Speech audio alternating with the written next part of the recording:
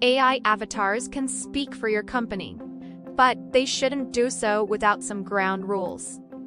That's why today we're talking about AI avatar policy.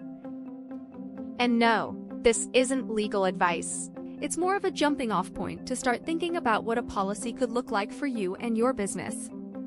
An AI avatar policy in general should define creation and access rules, what the avatar can say, and who has script and final video approval. This is especially important for avatars based on real people.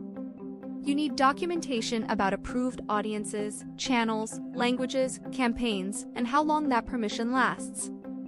You also need to decide how and when to inform viewers about a presenter being AI generated.